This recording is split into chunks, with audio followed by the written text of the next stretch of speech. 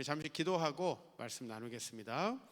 하나님, 새일의 기도회 이제 가라 내가 너를 보내리라 하는 말씀으로 우리가 이제 막바지에 다다르고 있습니다. 지금까지 함께 기도로 달려온 이 길 끝까지 완주하게 하시고, 또 하나님 그 기도의 응답으로 주님께서 다니엘에게 주셨던 것처럼 저희에게도 주옵소서. 또 하나님, 저희에게 꼭 필요한 말씀을 오늘도 들려주시고, 전하는 자는 부족하지만은 우리 성령께서 친히 말씀하시고 마음 어루만져 주시기를 소망합니다. 그리고 동선교회가 앞으로 한국교회 안에서 또 세계교회 안에서 정말 큰 역할을 감당할 수 있도록, 놀라운 다음 세대를 위한 역할들을 감당하는 아름다운 교회가 될 수 있도록 주님께서 날로 축복하여 주시옵소서. 예수님의 이름으로 기도하옵나이다. 아멘. 10몇 년 전에 저는 이제 미국을 처음 가게 됐습니다. 어렸을 때 아버지께서 교회를 많이 개척하시고 이렇게 좀 여러 변두리 시골 마을로 다니시느라 비행기 한 번 못 타보고, 그리고 이제 이렇게 성인이 돼가지고 목회를 하다가 이제 미국에서 집회를 요청해 주셔가지고 처음으로 미국을 이제 가게 됐습니다.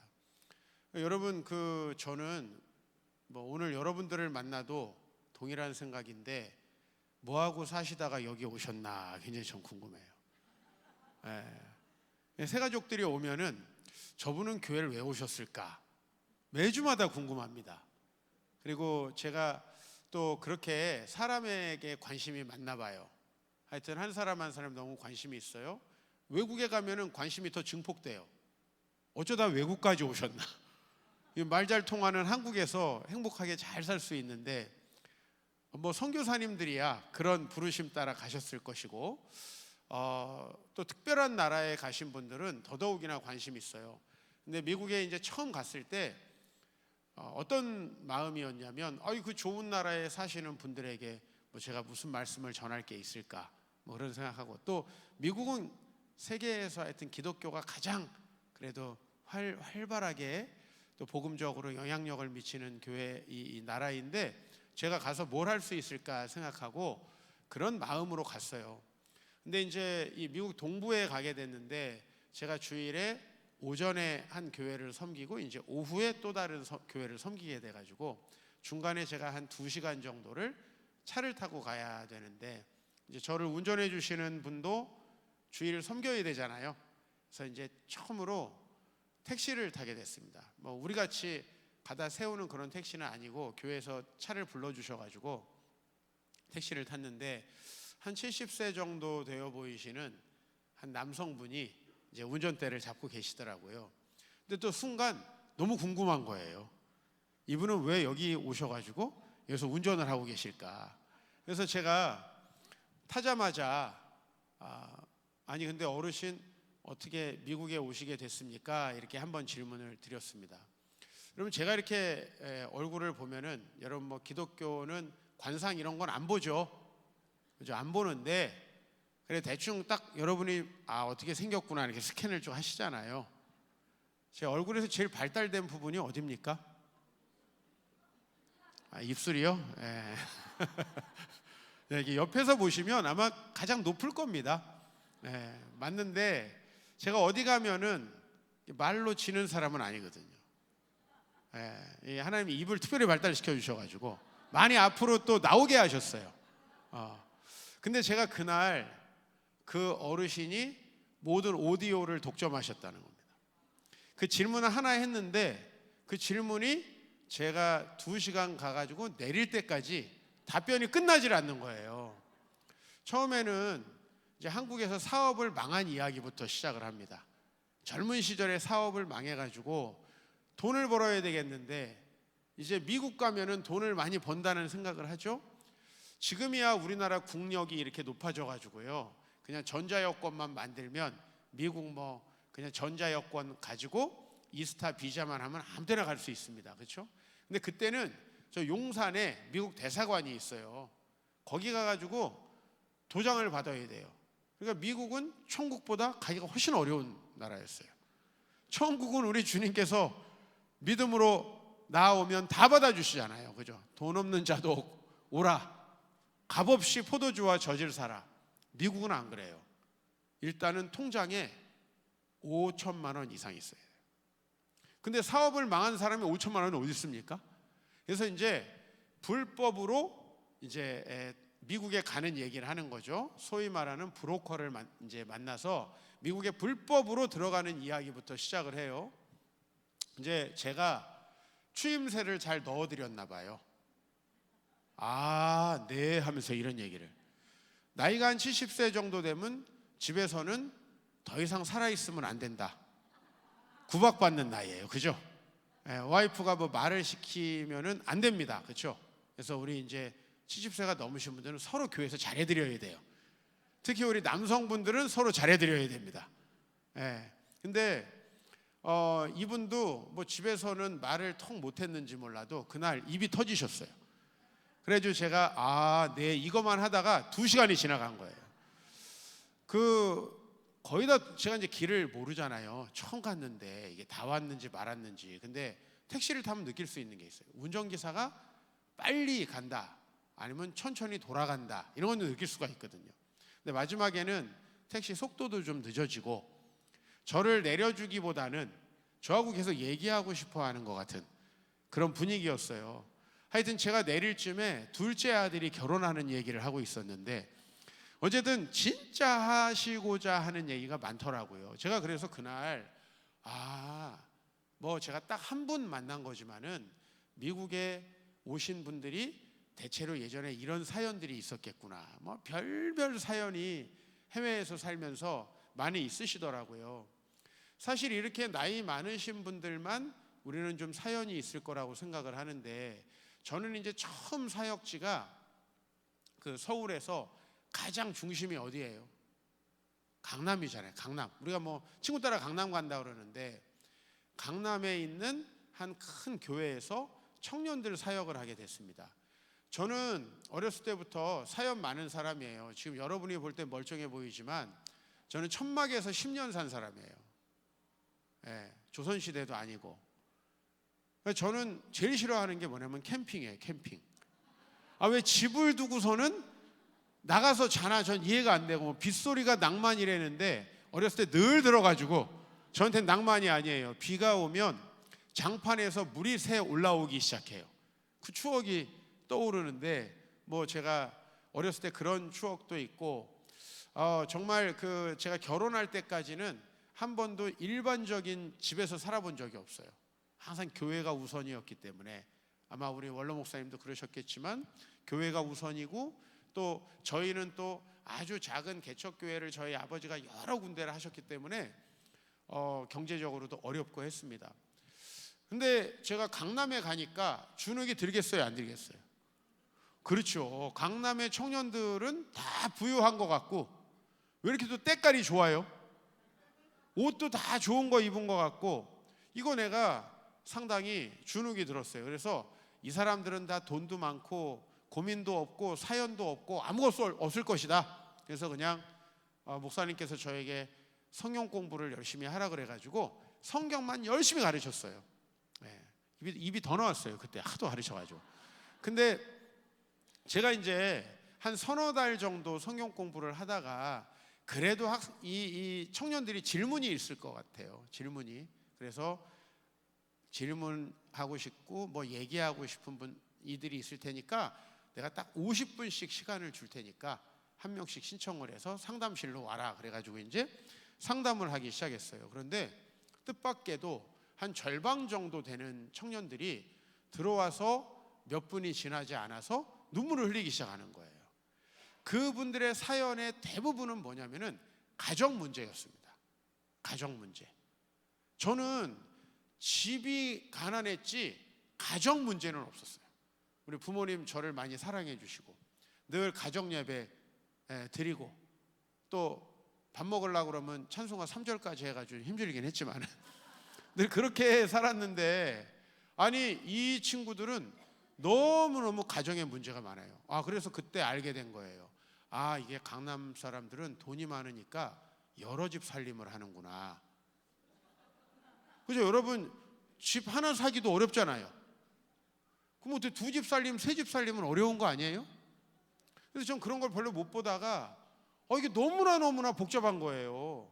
이 가정이 너무너무 복잡하고 막 저희 교회 집사님하고 상담을 하는데 어머니가 두 분이고 막 이런 얘기를 하는데 이제 정신이 없는 거예요. 그러면서 제가 이 젊은 분들도 얼마나 사연이 많은가라는 걸 알게 됐습니다. 그리고 이제 여기서 너무 안타깝고 슬픈 건 뭐냐면은 여러분 그렇게 사연이 많고 힘든 사람들 성경에 보면은 예수님 만나가지고 잘 되더라고요. 예를 들면 요한복음에 보니까 수가성 여인, 그죠? 사랑에 속고 실패한 사람 아닙니까? 이 남자 저 남자한테 배신당한 사람 아니에요? 근데 예수님 만나서 좋아지더라고요. 삭개오, 그냥 돈 때문에 나쁜 짓 하다가 예수님 만나고 새 사람 되더라고요. 근데 여러분 제가 목회를 하면서 안타까운 건 뭐냐면은 과거에 사연이 많고 상처가 많은 분일수록 복음을 받아들이고 또 말씀을 마음 열고 받아들이는 게 되게 어렵다는 사실을 알게 됐어요. 부모님께 늘 상처를 받고 이것도 못하냐 저것도 못하냐 왜 대학을 그것밖에 못 갔냐라는 이런 취급을 받은 사람들은 교회에 오면은 목사님이 너무 힘든 거예요. 왜? 여러분 우리 청년들이 교회 와가지고 자기 아버지랑 제일 비슷한 사람이 누구예요? 담임 목사예요. 제가 지금 우리 교회 청년들 보면은 거의 아빠가 저하고 나이가 비슷해. 그래가지고 시골에서 올라온 아이들이 저희 교회에도 많은데 걔네들이 저한테 뭐라고 부르냐면 서울 아빠라고 불러요. 서울 아빠. 목사님은 서울 아빠다. 서울 아빠 해달라. 근데 이 경우는 아빠랑 관계가 좋을 때 얘기해요. 아빠랑 관계가 안 좋으면 이 목사도 때때로 아빠처럼 보이잖아요. 그죠? 강단에서 소리를 지를 때도 있고, 그 다음에 때로는 야단칠 때도 있고, 뭐 우리가 관계가 맺어지다 보면 그런데 이 목사님과도 관계가 어려워집니다. 회사에 가면 누가 아빠랑 제일 비슷해요? 사장님이 보통 제일 비슷하죠. 이 관계가 너무너무 어려운 거예요. 그리고 그렇게 가족에게 실패한 사람은 또 다른 사람을 믿고 살아간다는 게 되게 어려워요. 그래서 제가 너무너무 상처가 많고 과거에 어렵게 살던 사람들은 교회에 오면 정말 복음으로 회복되고 행복한 삶을 살았으면 좋겠는데, 예를 들면 오늘도 우리 목사님께서 기도하시면서 이사야 말씀으로 여러분을 축복했어요. 근데 이런 말씀을 전해도 상처가 많은 분들, 과거의 문제가 마음속에서 여전히 해결 안 된 분들은 그런 말씀이 나에게 이루어질 거라는 게 잘 안 믿어져요. 그럼 어떤 말씀이 믿어지냐 하면 저주받는다 이런 말씀만 자꾸 믿어지는 거예요. 망한다 이런 말씀만 신앙생활을 할수록 더 두려워진다는 거예요.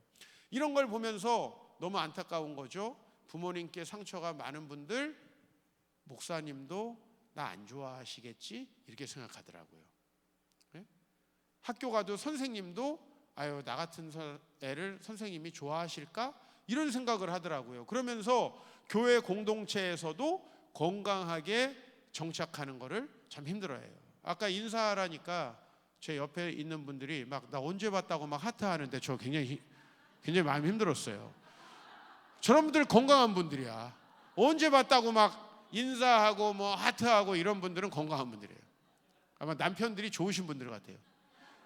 근데 사실상 마음에 여러 가지 상처와 아픔이 있는 분들은 하트하라 그래도 하트 잘 못해요.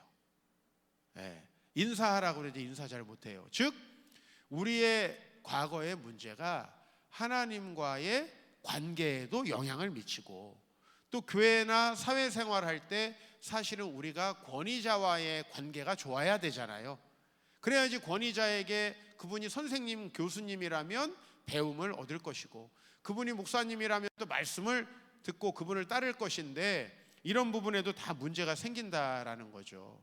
그런 의미에서 제가 성경에서 정말 신기하게 여기는 분이 누구냐면은 요셉이라고 하는 분이에요. 요셉. 그렇죠? 이 요셉은 여러분 알다시피 집안이 복잡하죠?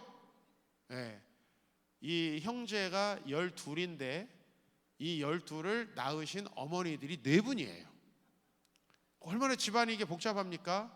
그 네 분 중에서 이제 이 요셉의 어머니는 이제 라헬이라는 분이죠. 라헬을 야곱이 제일 좋아했어요. 왜 제일 좋아했나요? 예뻐서 좋아했죠. 뭐 다른 이유가 있습니까? 우리 뭐 형제분들 아무리 믿음이 좋아도 야 소개팅 해줄까? 그러면은 예뻐요? 이렇게 물어보지.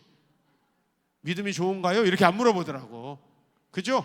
세상은 참 그래요. 그래서 이 야곱이 밧단 아람에 가서 외로울 때 라헬을 보고 너무너무 예뻐가지고 라헬이랑 결혼하려고 그랬는데, 라헬이 언니가 있었죠? 언니는 예뻐요, 안 예뻐요? 안 예뻐요. 보셨어요? 솔직히 성경에 나옵니다. 안 예쁘다고 나옵니다. 성경에서 웬만하면 외모 얘기 안 하거든요. 근데 하여튼 이 경우는 얘기를 했어요. 그래서 이제 하나님은 또 레아에게 많은 자녀를 줬는데, 여기서 또 시기 질투가 발동을 해가지고 경쟁적으로 낳다 보니 뭐 여종이 들어가서 낳고 이쪽 여종이 들어가서 낳고 해가지고 12명이 됐죠. 그래가지고 하여튼 루벤, 시므온, 레위, 유다 이렇게 낳고, 그죠? 그 다음에 또 이쪽 동네에서 들어가서 단과 납달리 낳고, 저쪽 동네에서 들어와서 또 뭐 갓과 아셀 낳고, 납달리, 스불론 난 다음에 이제 마지막에 이 라헬이 요셉과 베냐민을 낳고 죽습니다. 그렇죠?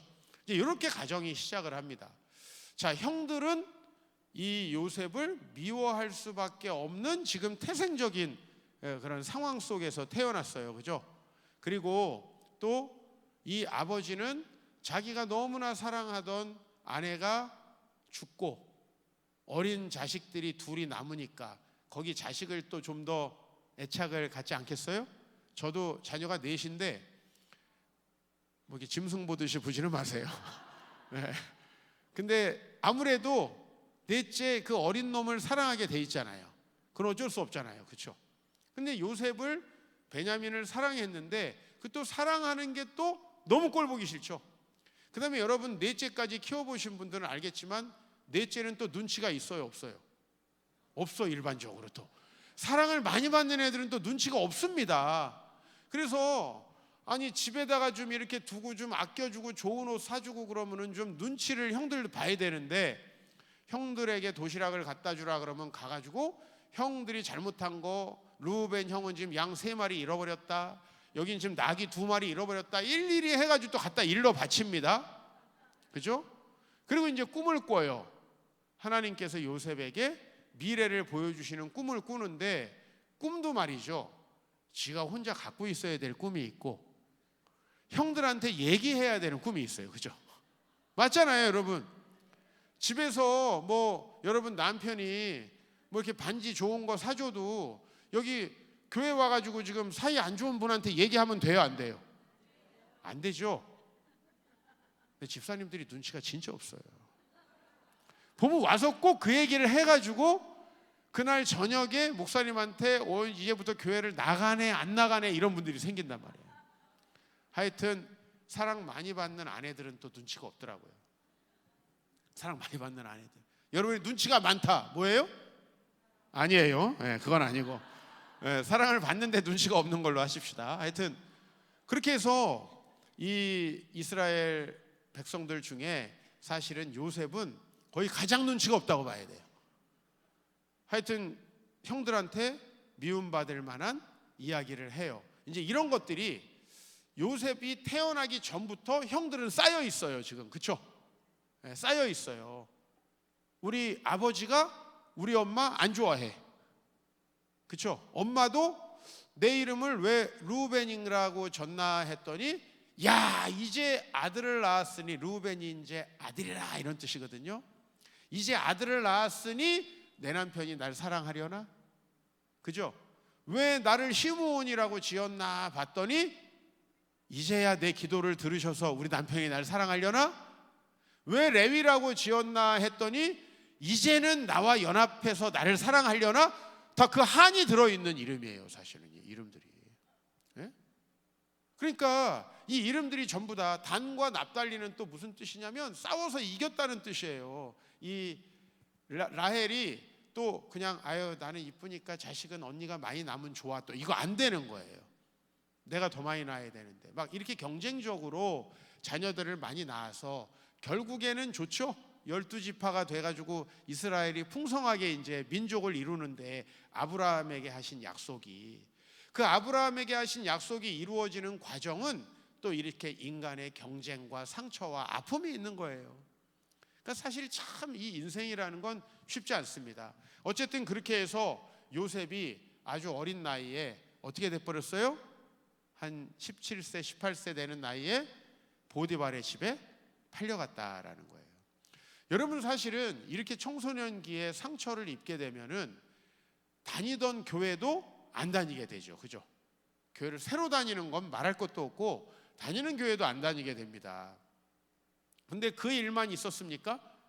요셉이 형들에게 팔려간 거는 나는 합당하다고 생각을 해요. 형들에게 한 그 눈치 없는 짓들을 생각해 보면은 형들이 승질 날만 하다. 저도 형이라 그런지 이런 거 못 참아 나도. 근데 이제 그 다음 또 한 번의 일이 있죠. 뭐예요? 정말 보디발의 집에서 열심히 일했잖아요. 성실히 일했잖아요. 하나님과 동행하는 마음으로 정직하게 일했잖아요. 그렇죠? 근데 또 요셉은 잘생겼죠? 엄마가 잘생겼잖아요. 그죠? 그 괜히 또 보디발의 그 아내가 좋아한 건 아니죠. 저 같은 경우는 안전합니다. 그런 일이 생길 수가 없어요. 아무리 성실해도 저놈 일 열심히 하는구나 이렇게 하지. 저는 개연성이 있는 얘기라고 봅니다. 이 요셉이 성실하죠, 건강하죠, 또 주인에게도 존중받을 만한 그런 사람이다 보니까 이제 그 또 이 유혹이 찾아오는 거예요. 그죠? 여러분 참 그렇습니다. 유혹이 별로 없는 분들 그것도 감사한 거예요. 유혹이 또 계속 와봐요. 그것도 쉽지 않은 거죠. 그래서 유혹이 찾아와서 그 유혹에 넘어갔어요? 안 넘어갔어요? 안 넘어갔는데도 문제가 생길 수 있다는 거예요. 우리 삶이라는 게. 그럼 넘어갔어야 되나요? 어때요? 예, 여러분 넘어갔으면 안 되죠. 근데 문제는 안 넘어갔다고 해서 감옥에 가게 됐다 이거예요. 감옥에 가게 됐다. 사실은 넘어가서 감옥 가면은 억울하진 않겠죠? 그쪽이 더 나은 것 같지 않나요? 그건 아니죠. 그죠? 예, 넘어갔으면 진짜 큰일 날 뻔했지만 하나님이 가만두셨겠어요? 근데 어쨌든 안 넘어갔음에도 불구하고 감옥에 가게 됐다. 여러분 보통 이 정도 억울한 일을 당하면 그 다음에 하나님의 말씀에 순종하고 싶겠습니까? 여러분 순종해도 별 의미가 없잖아요. 맞잖아요. 순종해도 고난이 찾아오는데 이쯤이면 포기하고 싶다 이 말입니다. 이쯤 되면은 신앙생활 그만두고 싶다는 겁니다. 내가 이렇게 열심히 신앙생활하고 기도했는데 우리 또 며칠 전에 수능이었잖아요. 그죠?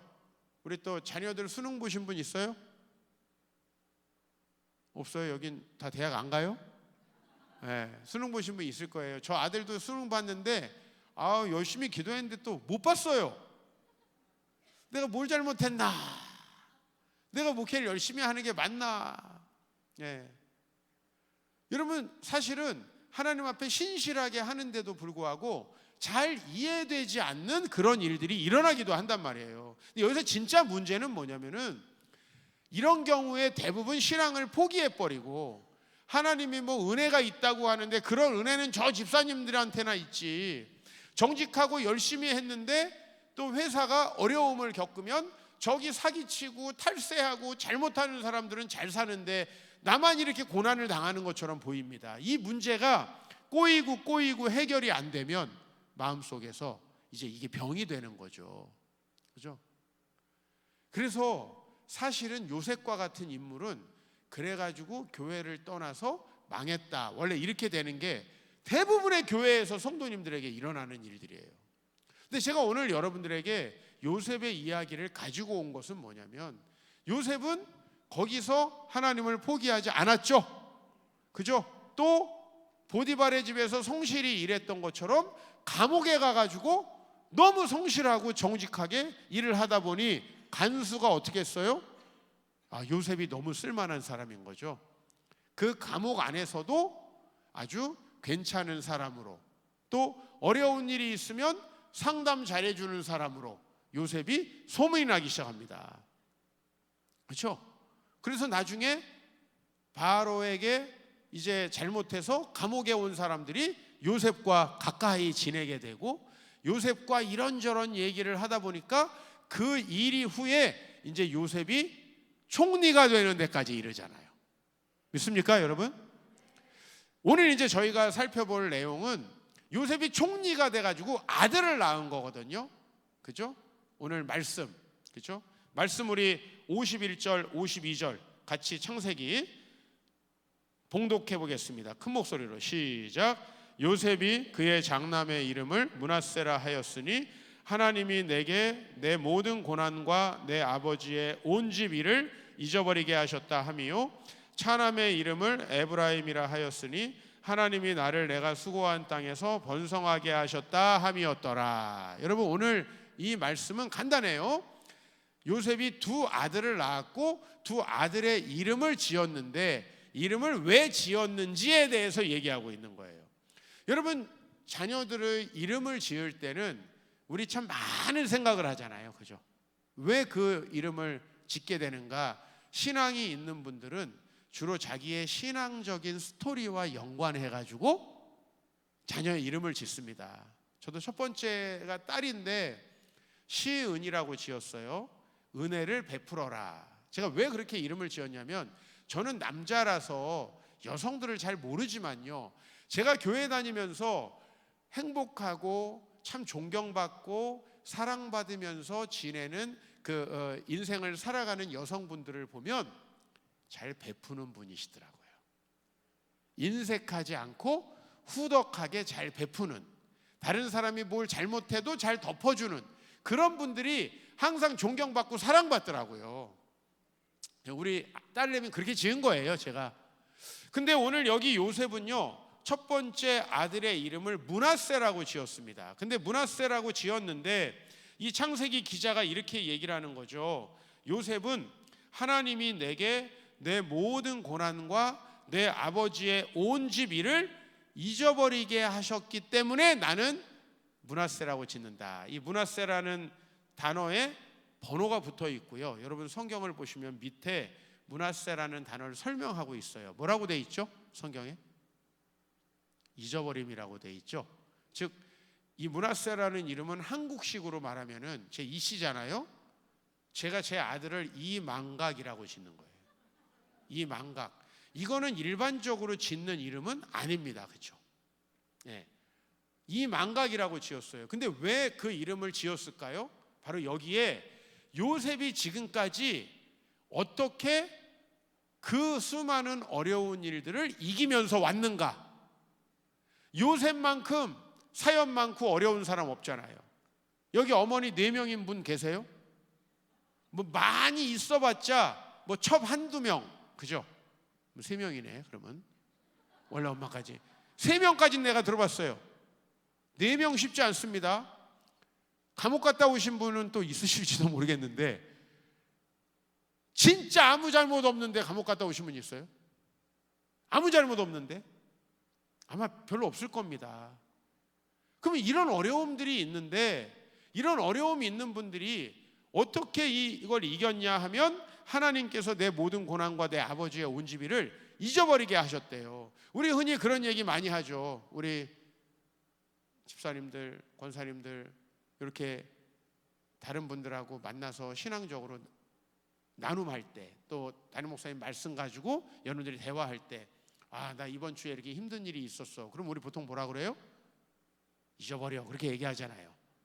근데 유행가 가사를 보면은 잊으려 애를 써봐도 잊을 수가 없다네.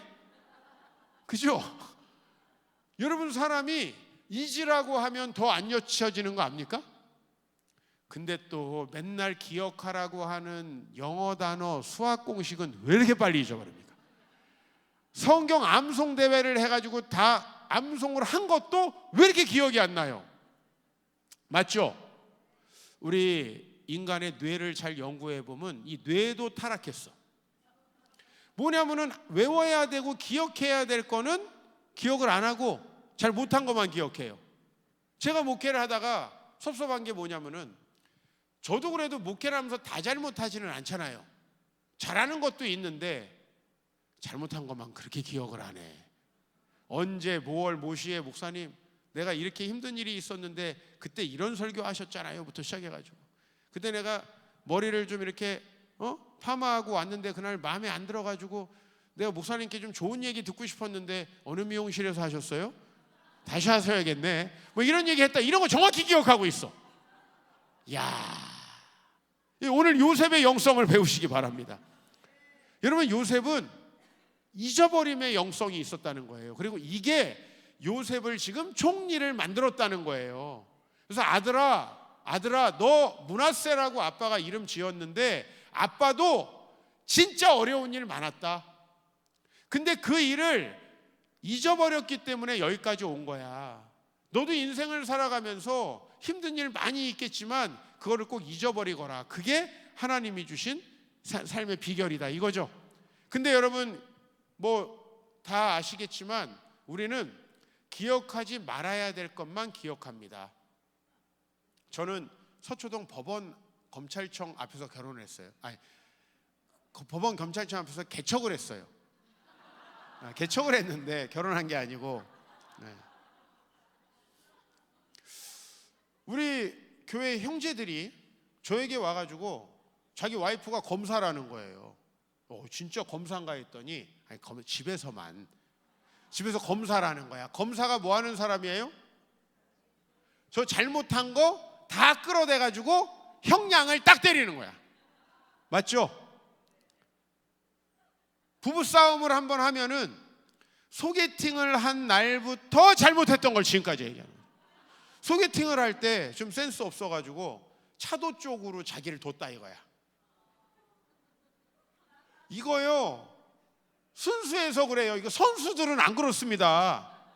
이게 남자가 순수해서 그런데 그런 거부터 시작해서 한번 싸우기 시작하면은 잘못한 것만 쫙 엮어서 이 꼴 이혼이야. 그래서 우리 와이프는 검사를 했어야 되는데 다 이렇게 얘기를 하는 거예요. 여러분 실제로 그렇죠. 여러분들 유난히 나쁜 기억들은 많이 납니다. 게다가 남편이 뭐 사랑한다, 뭐 앞으로 잘해주겠다, 온갖 좋은 얘기를 했을 텐데 일단 화가 나면은 그런 건 하나도 기억이 안 나. 그리고 나한테 상처 줬던 이야기만, 이런 것만 기억하죠. 자, 뭐 그런 얘기를 한 거는 사실이겠지만은 여러분 그런 것만 기억하고 살면 사람이 어떻게 되겠어요? 이건 100%입니다. 그거는 우리 신앙이 안 좋다는 얘기예요. 요셉에 의하면. 근데 그런 것들이 기억이 나는 거는 맞죠?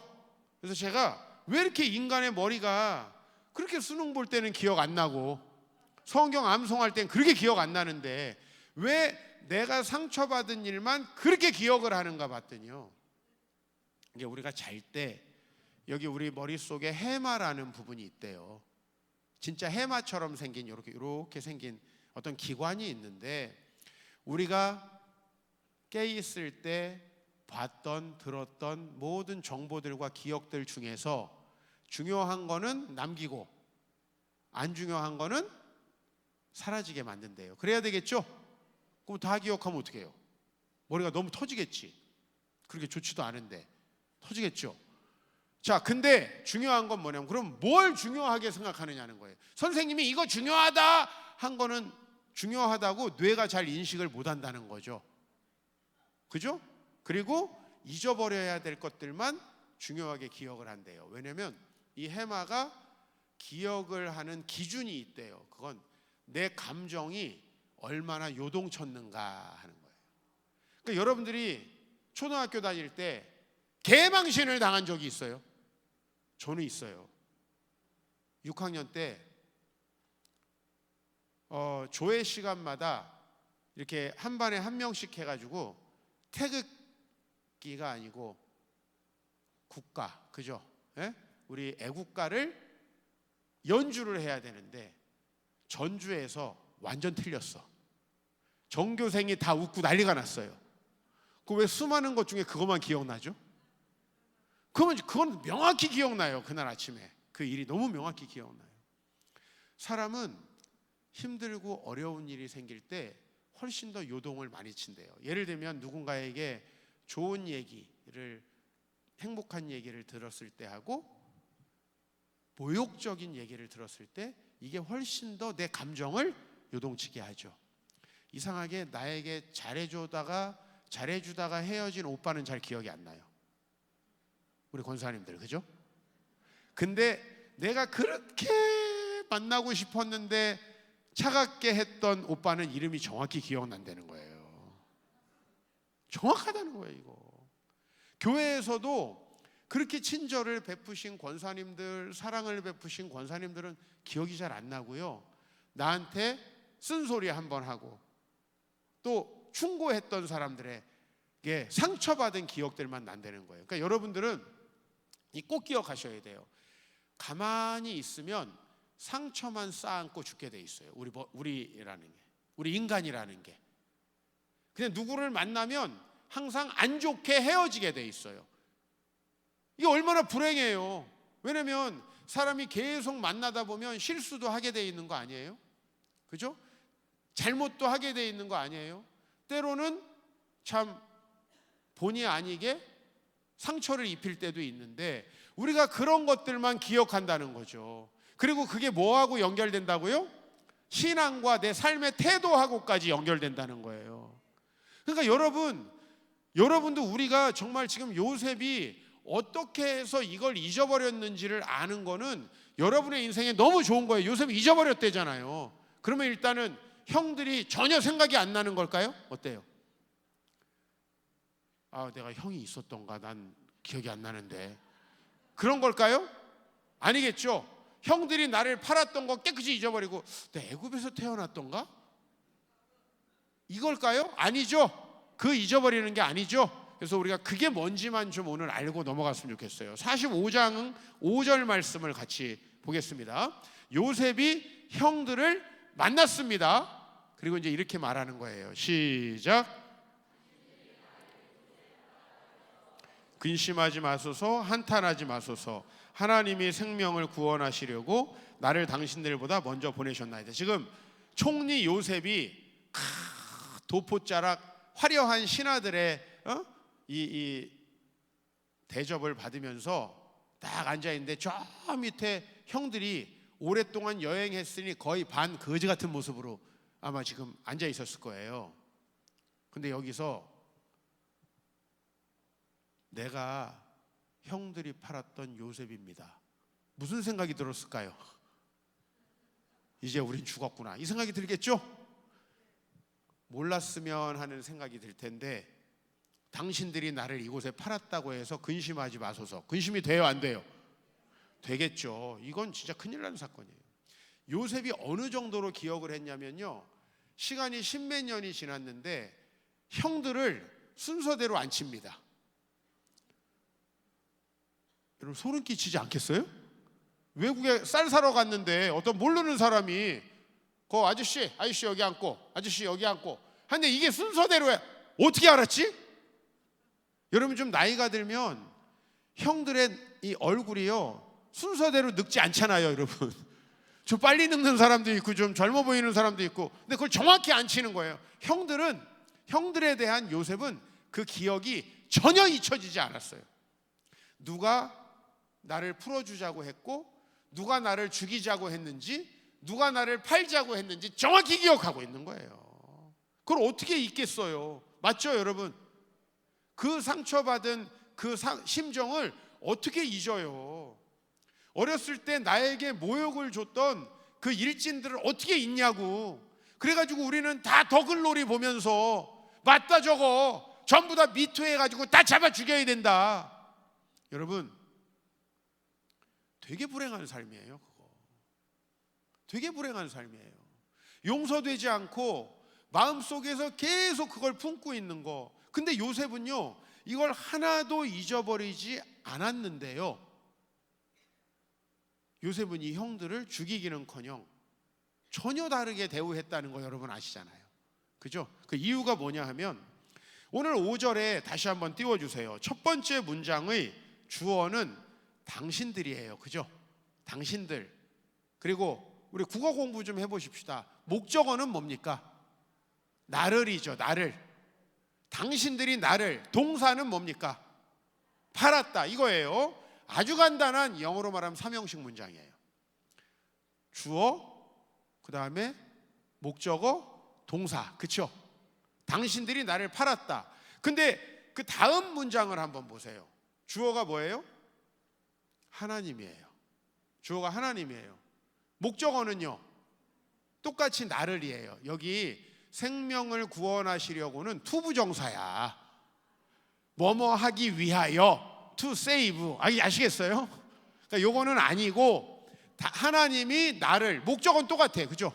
아까 당신들이 목적어였을 때는 동사가 뭐예요? 팔았다예요. 근데 하나님이 주어가 되니까 동사가 뭐예요?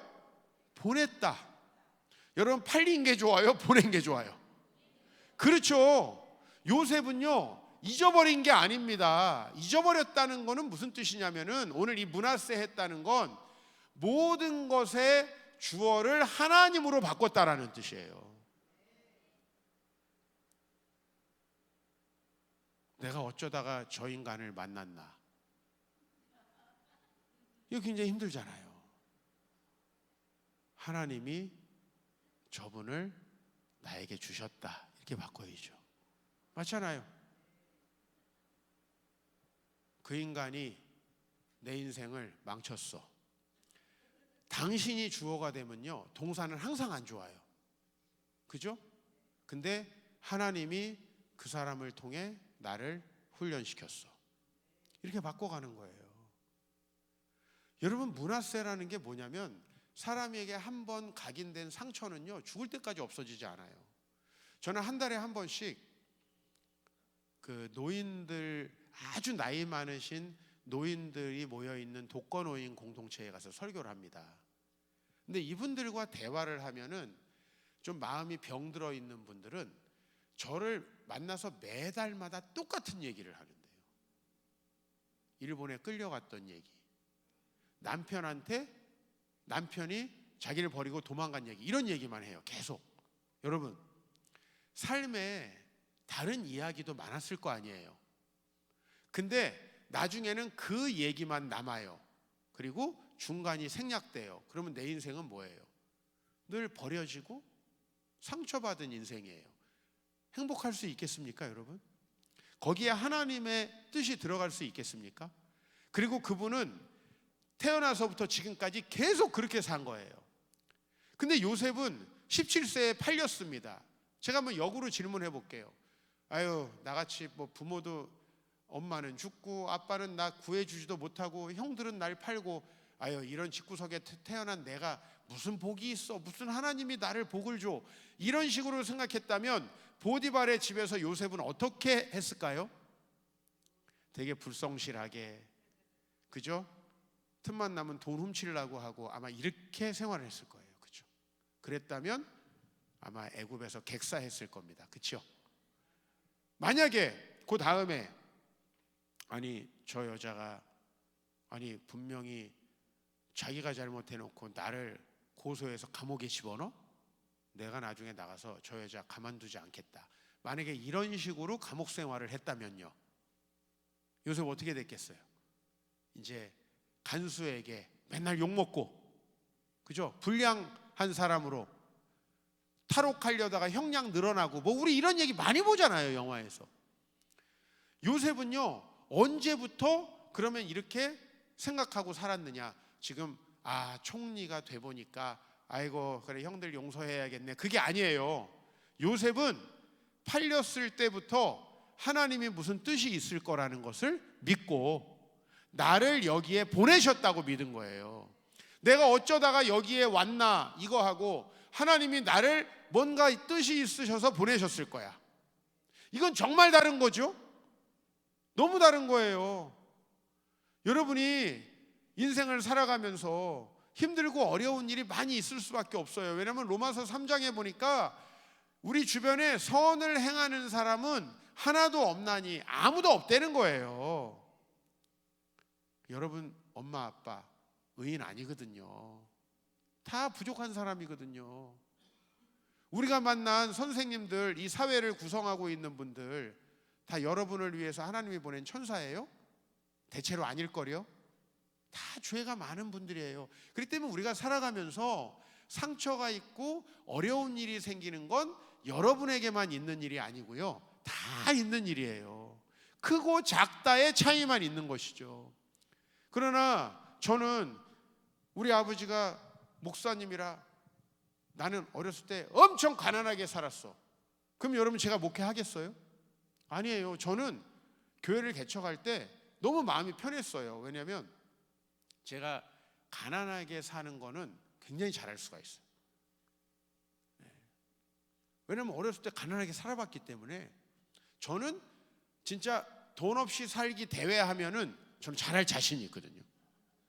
그러니까 만약에 개척을 했는데 경제적으로 어렵다, 전 그거는 별로 힘들다 생각이 안 들더라고요.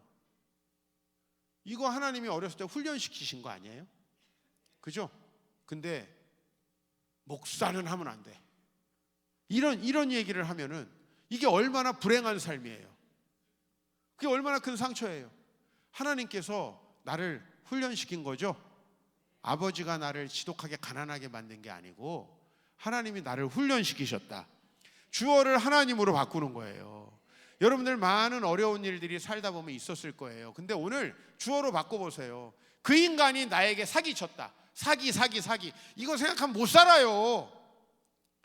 하나님이 그 사람을 통해서 물질의 훈련을 시키셨다. 맞잖아요? 네?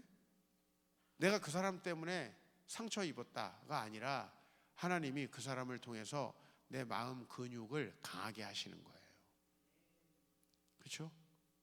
얼마든지 하나님을 주어로 하면 그분의 뜻이 드러나요. 여러분, 이 땅의 모든 것이 하나님의 뜻 아니에요? 하나님 뜻대로 되는 거 아닙니까? 여러분을 창조하신 분도 하나님 아니세요? 그렇다면 때때로 우리에게 있는 일들도 그렇다는 거예요. 그래서 7절 말씀에 요셉이 이렇게 덧붙입니다. 같이 봉독해 볼게요. 하나님이 큰 구원으로 당신들의 생명을 보존하고 당신들의 후손을 세상에 두시려고 나를 당신들보다 먼저 보냈다. 왜 나를 이렇게 애굽에 보냈을까에 대해서 처음에 다 알았을까요? 모르겠죠. 그러나 한번 따라해 보십시다. 하나님께서 무슨 생각이 있으시겠지. 다 짐작하는 거예요. 우리는 하나님의 뜻을 정확히 몰라요. 우리 인생은 퍼즐을 맞추는 것 같아요. 여러분, 어렸을 때 퍼즐 맞춰보셨죠? 처음에 퍼즐 이거 여기 맞추는 거 맞나? 막 어디다 놔야 될지 모르잖아요. 근데 여러분이 하나님의 뜻을 따라 살다 보면 그 다음에 이게 하나님 뜻이었구나, 이게 하나님 뜻이었구나, 이 자리구나, 이제 그때서야 알게 되는 거죠. 하나님의 뜻을 다 알고 믿는 게 아닙니다. 믿음이 알게 하는 것이죠. 그래서 여러분들, 요셉은 이제 알게 되는 거예요. 내가 견디고 하나님의 뜻에 따라 신실하게 했더니 내가 감옥에 간 것마저도 나에게 복이더라는 거죠. 그게 애굽의 모든 정치, 경제, 사회, 문화를 배우게 되는 학교였던 거예요. 그래서 감옥을 학교라고 하는 거예요. 학교 몇 번 갔다 왔냐 이렇게 그분들 쪽에서는 또 얘기하거든. 학교 몇 번 갔다 왔냐. 여기서 나온 거예요. 여기 학교예요, 학교. 모든 게 요셉에게는 수업이잖아요. 하나님 훈련시키시는 거잖아요. 중요한 건 뭐냐? 우리 태도예요, 태도. 왜 나에게는 이런 일이 일어나나가 아니라 하나님께서 이 일을 통해서 나에게 원하시는 게 있다. 하나님이 이 일을 통해서 나에게 지금까지 주신 고난들을 통해서 나를 훈련시키는 게 분명히 있는 것입니다. 제가 개척을 한 지가 이제 20년이 됐거든요. 근데 거의 대부분 힘든 일들은 다 초기에 있더라고요. 저는 그런 생각이 들어요. 지금은 제가 어려운 일이 있어도 대충 맷집이 생기고 강해졌어요. 초창기에 30대 제가 초반에 개척을 했는데 얼마나 마음도 여리고 경험도 없고, 그렇죠? 근데 하나님이 대부분의 훈련을 그때 시키셨더라고요. 생각해보니까 또 그게 맞아요. 군대 갔는데 병장까지 훈련 안 한다. 병장 때 훈련할 수는 없잖아요. 신병 때 훈련을 해야지. 정말 목회를 그만두고 싶을 정도의 힘든 일들은 대부분 초반에 많이 있었어요. 근데요, 그 모든 시간들이 내가 목회자로서 성장하게 하는데 굉장히 필요한 일들이었다는 것을 계속 고백하면서 왔어요. 그랬더니 점점 힘든 일들도 줄어들더라고요. 근데 내가 왜 하나님은 개척에 순종한 나를 이렇게 뺑뺑이 돌리시고 무슨 나에게 억한 감정이 있으신가 이렇게 생각했으면 여러분 그런 건 표정에 다 드러나요. 제가 오늘 담임 목사님 표정 보니까 마음에 그런 원한이 없는 분이야. 내가 보니까 너무 밝고 마음이 건강하신 분이에요. 아무 어려움이 없으셨겠어요. 저는 오늘 처음 뵀지만 아니 이 정도 인생을 살면서 어려움 없었던 분이 있을까요? 엄청나게 많았어요. 저도. 근데 그 많은 일들 가운데서 정말 다 하나님이 그렇게 훈련시키셨다. 제 아내도 제가 만난 여자 중에 가장 가난한 여자였어요. 하나님 엎친 데 덮친 격이라고 가난한 저에게 더 가난한 여자를 주셨어요. 제가 강남에 있는 교회, 그 교회에서 우리 아내를 만났거든요. 많았어요, 부유한 자매들도. 근데 어떻게 하나님 골라가지고 거기도 아버지도 안 계시고 어렸을 때 이혼한 가정에서 어렵게 자란 여전도사님 딸을 또 붙여주셨네. 아, 하나님도 야속해요. 주변 권사님들은 아유 어렵고 힘들게 컸으니까 부유한 장로님 딸 만나라 축복해 주셨는데 여전도사님 딸은 진짜 아닌 것 같다 그런 생각이 들었어요. 근데 제가 왜 우리 아내랑 결혼하게 됐냐면 되게 어렵게 살았을 텐데요, 그런 구김살이 없어요. 되게 어렵게 살았을 텐데 사실 뭐 제가 저보다 더 가난했다고 했지만 뭐 1,000원 있냐 500원 있냐의 차이지 이게 뭐 이렇게 어마어마한 차이는 아닙니다, 여러분. 그죠? 예. 근데 아니 자매가 밝은 거예요, 항상. 그래서 처음에 그래서 가난한 줄 몰랐어요, 솔직히. 그걸 처음서부터 막 표정이 안 좋고 막 그랬으면 내가 아유 없나 보다 하고 피했을 텐데 속았습니다.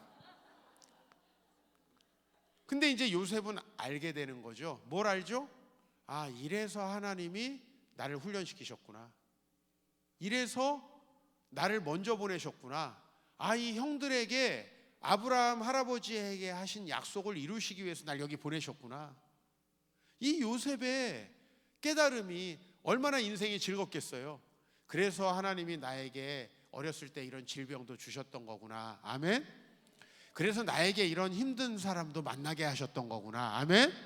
그래서 내 젊었을 때 나를 쫄딱 한번 망하게 하셨던 거구나. 아멘. 그걸 통해서 오는 거예요.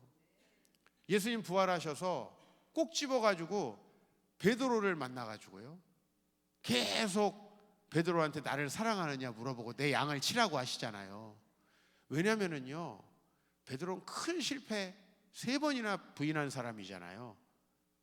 그걸 통해서 하나님이 낮추시는 거예요. 요셉이 하나님을 경험하는 길은 이 길이었던 거예요. 그래서 이제 8절에 아예 요셉은 주어를 바꿔버립니다. 그런즉 나를 이리로 보낸 이는 형님들이 아니요 하나님이시라. 근데 왜 승질이 나요? 왜 복수를 해요? 이런 복수심을 가지고 원한을 가지고 살아가면 그 원한을 가진 사람이 힘들까요? 아니면 그 대상이 힘들까요? 가진 사람이 힘든 거예요. 그건 정말 바보 같은 짓이에요. 복수는 하나님의 것입니다. 그러므로 여러분, 하나님이 그걸 통해서 우리를 낮추신 것은 우리로 하여금 하나님을 바라보고 높아지게 하시려는 거예요. 그래서 50장에서 아버지 야곱이 죽고 나서 요셉은 형들에게 이렇게 고백합니다. 당신들은 나를 해하려 하였으나 그들의 의도가 좋았던 것도 아니에요. 형님들이 아이 너 애굽 가서 잘 되라고 보낸 거지, 말도 안 되는 소리죠. 해하려 한 거 맞아요. 그러나 요셉이 이렇게 말하는 거죠. 하나님은 그것을 선으로 바꾸신다. 여러분 어려운 일들 많으셨습니까? 그렇다면 하나님이 더 많은 걸 선으로 바꾸실 수 있습니다. 그러나 여러분들이 오늘도 그 원한을 가지고, 그 미워하는 마음을 가지고, 그 용서하지 못하는 마음을 가지고 여러분이 마음에 품고 있다면은 이 은혜는 없는 거예요. 므낫세의 은혜가 여러분에게 있길 바랍니다. 그리고 여러분, 그렇게 므낫세를 아들로 지은 다음에 두 번째 아들 이름을 뭐라고 지었죠? 차남의 이름을 에브라임이라고 지었어요. 우리 같으면 에브라임은 번성하다, 잘 된다는 뜻이거든요. 그럼 이걸 첫째로 하지 않겠어요, 보통은? 그죠? 근데 아니에요. 우리는 어떻게 잘 될 수 있냐면 하나님을 주어로 인생을 해석하다 보니 잘 될 수가 있는 거예요. 하나님을 인생을 그게 므낫세 한다는 거, 하나님을 주어로 바꾸는 거. 오늘 여러분 담임 목사님과 이제 기도하시게 될 거예요.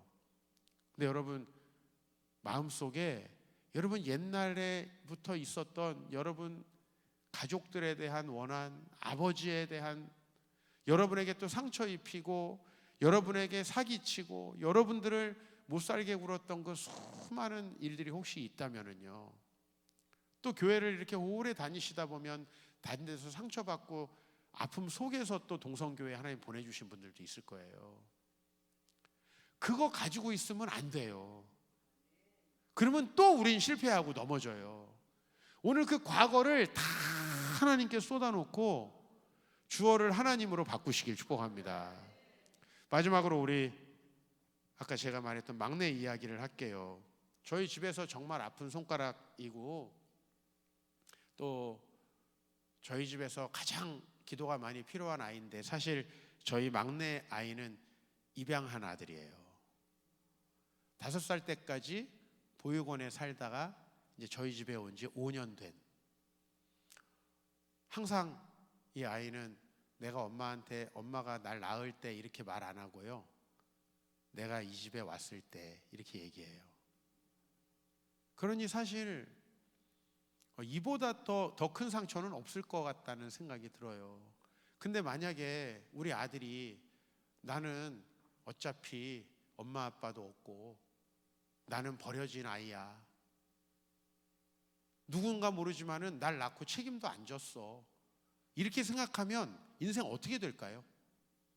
제가 간절히 바라는 게 뭐냐면 우리 아들이 정말 하나님 신실하게 믿고 우리를 위해서 십자가에 달리신 예수 그리스도를 정말 마음 중심의 구주로 모시고, 하나님이 나 예수 잘 믿으라고 목사님으로 아빠를 바꿔주셨어, 하나님이 나를 이 집으로 보내셨어, 그래서 나를 통해 또 다른 생명들을 구원하려고 하나님이 놀라운 계획으로 나를 원래 엄마 아빠에게서 여기로 보내신 거야. 여러분 이렇게 생각하면 얘 잘 되지 않겠어요? 전 그거밖에 없어요. 이 아이가 그렇게 믿음으로 자기 인생의 주어를 하나님으로 고백하기 시작하면 전 된다. 그러나 그 상처와 아픔들 이제 사춘기 되면 더 커질 거 아니에요? 그죠? 성인이 되어서도 때로는 발목 잡을 거 아니에요? 네. 또 누군가는 상처도 입히겠죠? 그죠? 우리 교회 부목사님 아들이 있는데 눈치가 좀 없는 녀석이야. 초등부 설교를 자기 아빠가 와서 하는데 부활절에 야, 다 엄마 아빠 있지? 그랬더니 이루는 없는데요. 이렇게 얘기했어요. 눈치가 이렇게 없어도 귀엽게 잘 자라고 있어요. 여러분 제가 왜 이 얘기 드리냐면 이런 상처가 앞으로 없을까요? 또 있겠죠. 그죠? 네. 그러나 이런 것들로 넘어진다면 앞으로의 인생이 얼마나 불행하게 되겠어요. 맞죠 여러분? 교회 안 다닐 수 없게 하려고, 예수님만 믿게 하려고 아주 예수밖에 모르는 독한 아버지 밑에다가 두시려고 얼마나 큰 축복이냐. 만약에 이렇게 우리 아들이 이걸 받아들이게 된다면 얘는 정말 잘 될 것 같다는 생각이 들어요. 그죠? 여러분 잘 되시면 좋겠습니다. 다 에브라임의 축복을 받으시기를 소망합니다. 그러기 위해서 여러분 모두가 오늘 여러분의 과거의 모든 문제들에 대해서 감추지 마세요. 그거 저 망 구석에 처박아 놨다도 여러분 누구 보면 또 떠올라요. 그거 없어지지 않아요. 근데 어떻게 해야 없어지냐면 주어를 하나님으로 다 바꾸셔야 돼요. 저는 그러니까 저에게 있었던 모든 고난이 저를 여기까지 오게 한 훈련이더라고요. 요셉도 마찬가지 아니에요? 이 모든 고난이 자기 온 가족들을 애굽 고센 땅에서 번성하게 하기 위한 하나님의 프로젝트 아니었어요? 그게 또 하나님의 꿈이었고, 그래서 우리 인생은 내 생각한 대로 안 돼요. 근데 내 생각대로 안 된 그것이 축복입니다. 단지 하나, 여러분에게 므낫세의 은총이 있다면 말이죠. 그렇게 여러분 오늘 기도하시면서 모든 거 털어내고, 이제 우리 기도회 얼마 남지 않았는데 이 세일의 기도회가 이제 여러분 모든 상처 다 여기다가 내려놓고 내가 너를 보내리라 하는 이 부르심에 순종하는 여러분 되시길 주의 이름으로 축원합니다. 아버지 하나님, 오늘 우리가 우리 마음속에 있는 모든 과거의 경험들을 우리 주님 앞에 내려놓습니다.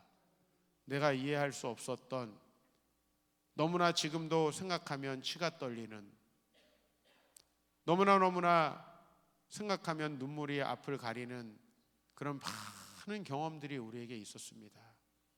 죄 많은 세상 속에 살다 보니 억울한 일들도 많았고 또 나를 힘들게 하는 이들도 많았습니다. 그러나 오늘 그 모든 이들을 내 인생 문장의 주어에서 빼버리고 우리 하나님을 주어로 세우기를 원합니다.